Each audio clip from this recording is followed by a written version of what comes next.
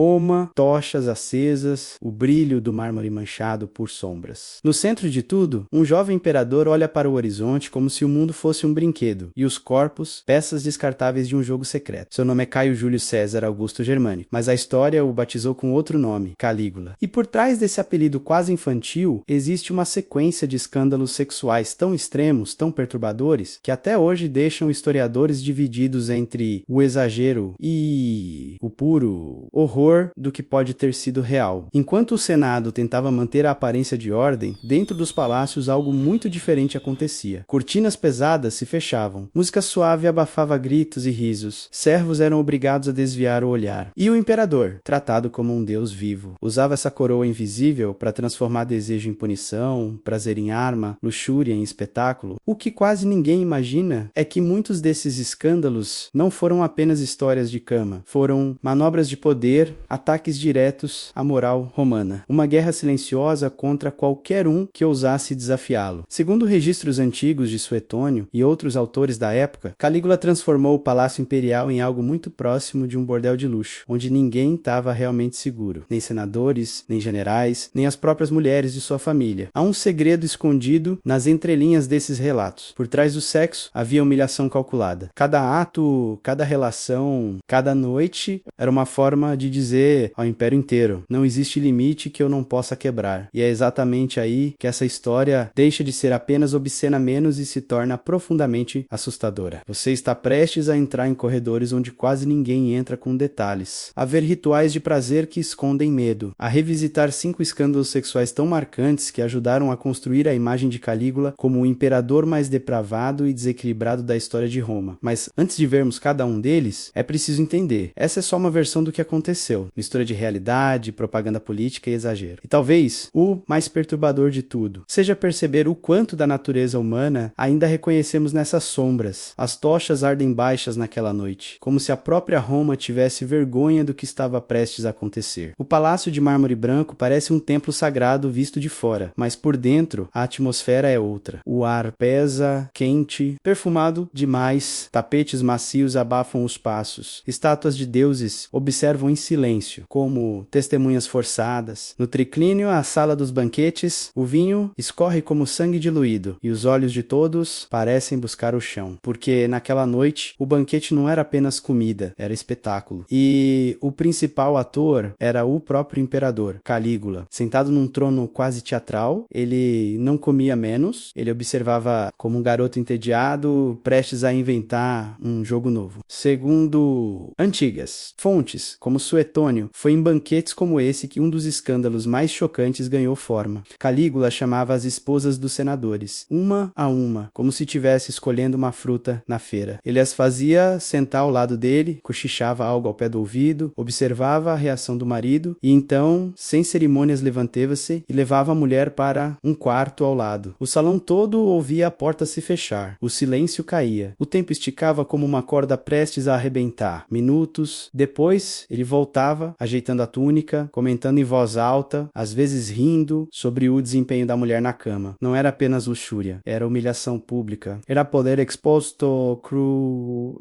sadístico. Mas o que ninguém sabia era que por trás desses banquetes havia uma estratégia ainda mais fria. Ao tomar as esposas dos senadores à vista de todos, Calígula não estava apenas se divertindo, estava marcando território. Em Roma, a honra de um homem passava pela sua casa, sua família, sua esposa. Tocar nisso era tocar no coração da identidade romana. Ele sabia disso. E, justamente por saber, empurrava esse limite até o absurdo. Cada risada dele era uma faca na dignidade de um senador. Cada olhar constrangido, um lembrete: vocês mandam no Senado. Eu mando naquilo que vocês mais tentam proteger. É o paraíso da luxúria e o inferno de quem não pode dizer não. Há um segredo escondido na forma como esse escândalo se espalhou pelas ruas de Roma. O povo comentava em sussurros nas termas, nas tavernas, nos mercados. Alguns viam como decadência total, sinal de que os deuses haviam abandonado o império. Outros, em silêncio, quase admiravam esse extremo de poder, como se Calígula tivesse ultrapassado a linha que todos temiam sequer olhar. E enquanto isso, dentro do Senado, caras velhas e severas discutiam em voz baixa. Não era só sexo, era política, era ataque. Era uma forma de transformar homens importantes em marionetes envergonhadas. A cada banquete, Calígula destruía o respeito. E sem respeito, qualquer sistema ruim. Esse primeiro escândalo não se resumia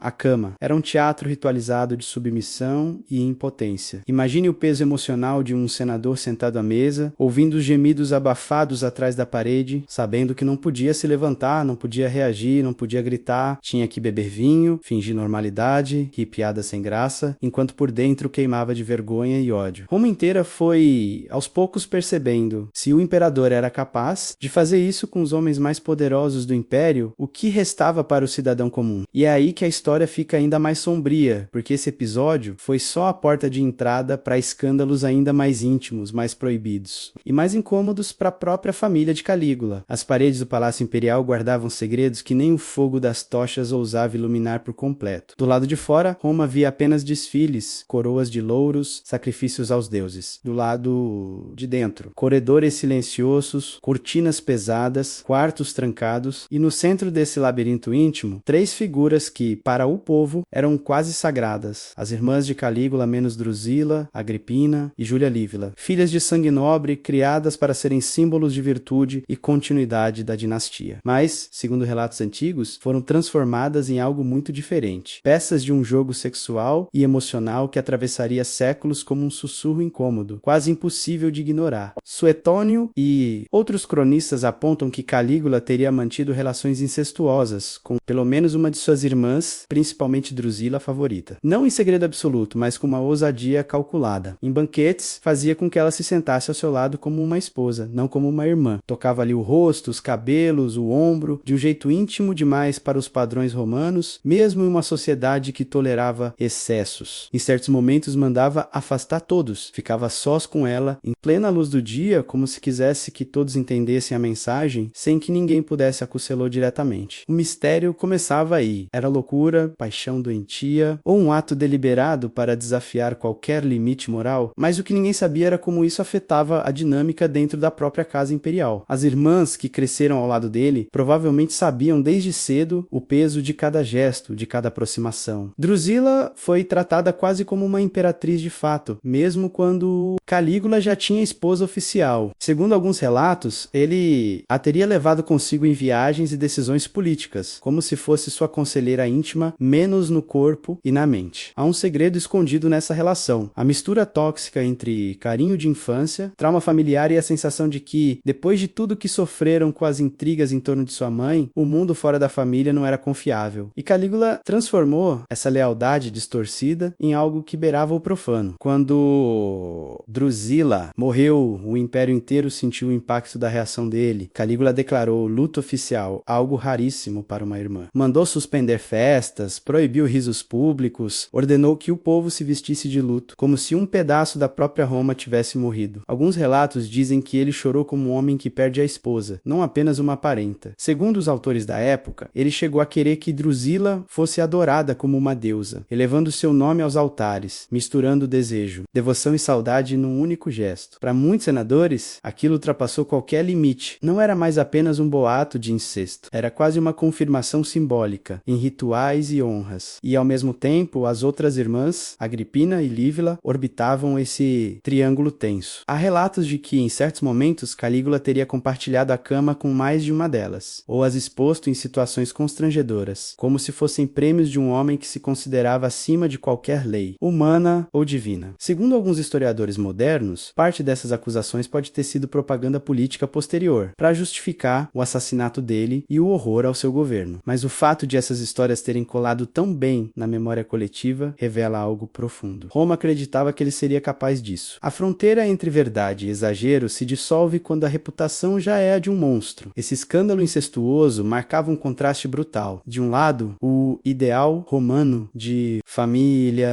de matrimônio como pilar do império, da mulher nobre como exemplo de dignidade. Do outro, o imperador que tratava sua linhagem como propriedade, confundindo laços de sangue com posse física. Essa história também parte da nossa própria fascinação por figuras que desafiam tabus máximos. Quem assistia à distância, nas praças, escutando rumores fragmentados, se dividia entre repulsa e um tipo estranho de atração mórbida, porque, no fundo, esses relatos não falam só de Calígula, falam da parte mais sombria do ser humano, quando lhe dão poder de mais e limites de menos. E se com a própria família ele era capaz disso, O que acontecia com aqueles que deviam lealdade a ele por juramento, não por sangue? A resposta está em outro nível da decadência, quando o palácio inteiro se transforma em palco de prostituição forçada e o corpo dos outros vira moeda de arrecadação para o império e para os caprichos do imperador. As colunas do Palatino erguem-se imponentes, como se sustentassem não apenas o palácio, mas a própria ilusão de ordem em Roma. De dia, aquele era o centro do mundo civilizado. Audiências, decisões, discursos. De noite, porém, o cenário mudava. Velas eram acesas em número exagerado. Tecidos coloridos desciam como cortinas de teatro. Músicos discretos se posicionavam em cantos estratégicos. Aos poucos, o que era a sede do poder político começava a se transformar em algo muito diferente. Um bordel de luxo montado pelo próprio imperador, não em uma rua escura, não em um bairro perdido, mas dentro da casa onde os deuses do império supostamente vigiavam tudo. Segundo Suetônio, Calígula teria mandado preparar salas especiais no palácio, decoradas com camas, perfumes, tapeçarias e estátuas eróticas. Ali posicionou mulheres de diferentes origens, esposas de cavaleiros, jovens de famílias nobres arruinadas, cortesãs de alto nível. Algumas iam por necessidade, outras por medo, outras simplesmente não tinham escolha. Os guardas abriam as portas, o rumor corria pela cidade e os homens que tinham moedas suficientes podiam entrar. Roma inteira sussurrava. O imperador montou um prostíbulo no palácio, mas o que ninguém sabia era que esse lugar não servia apenas para satisfazer luxúrias alheias. Era uma armadilha perfeita para observar desejos, fraquezas, segredos. Há um segredo escondido na forma como esse bordel funcionava. As mulheres não eram apenas corpos à venda, eram iscas. Enquanto senadores, cavaleiros e ricos comerciantes se deitavam nessas camas, informações circulavam, nomes eram ditos, alianças reveladas, queixas escapavam entre um gole de vinho e outro. Depois, essas mesmas mulheres eram chamadas à parte, relatavam, descreviam, comentavam quem falava demais, quem demonstrava rancor, quem planejava algo,